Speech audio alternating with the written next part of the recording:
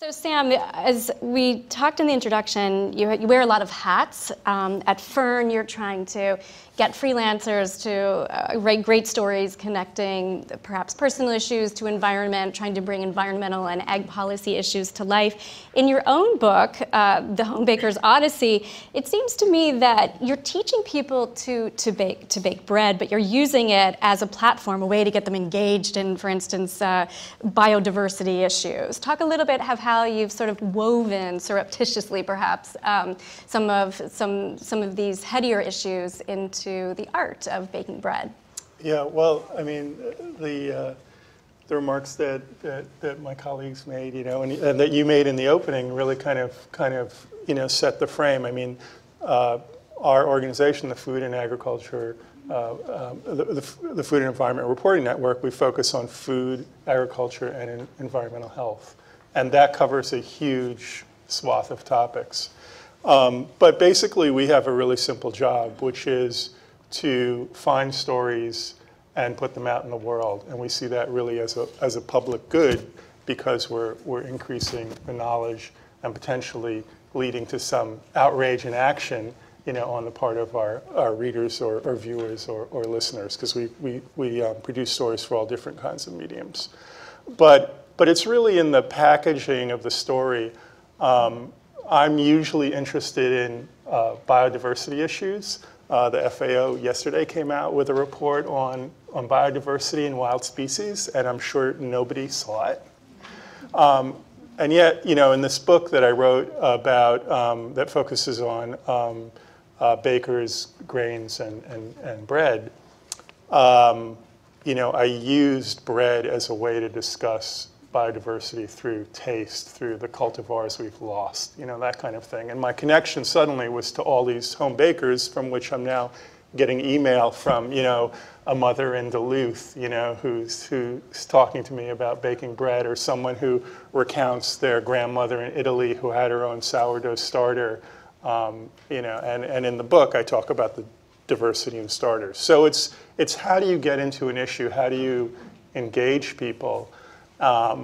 One of the topics that we've hit on very strongly and consistently, because we think it's a huge public health issue, is the issue of antibiotic-resistant bacteria, and which arise which are linked to large-scale industrial farming operations, where these bacteria are bred, and they can cause drug-resistant infections. And in one story, you link this to women's health, urinary tract infections. So if you do want to do a story on drug-resistant bacteria, you might get some readers. Maybe people in this audience would be interested. But in this story, the reporter Maren McKenna pitched me on the phone, and she said, I've seen a number of studies that have linked drug-resistant urinary tract infections to the same bacteria, drug-resistant bacteria, that's found in supermarket chicken. In other words, the researchers had genetically fingerprinted the bacteria in both the infections as well as the chicken. And I immediately thought, that is a great story. And aside from, obviously, the implications of this, it ties a health issue that's of concern to as many as 8 million women a year suffer from these infections, to a common food that everybody eats and potentially could be misused if you don't treat it properly in your kitchen, and to an agriculture issue. And here was a story that tied these three areas of our focus kind of together. And so I immediately was taken by the story. I pitched the story on the phone, actually, to ABC News, and they were taken by it too. So the point is, I wasn't pitching a story on antibiotic-resistant bacteria. I was really pitching a health story, and a health story that viewers might have even encountered. So it was a natural.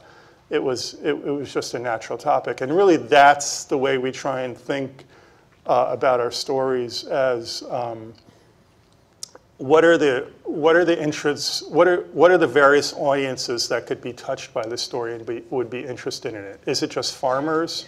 Is it people interested in food? Is it people interested in health? Is it people interested in global poverty issues? Or is there a story that somehow ties all of these issues together? And we don't always hit those kind of home runs, but that's really the way we try and think of stories, and the way we try and really package these issues for audiences so that they resonate. And frankly, that's what I did in my book too. I didn't write a book about biodiversity. I wrote a book about bread, but everybody who read the book learned about biodiversity, and the importance of it.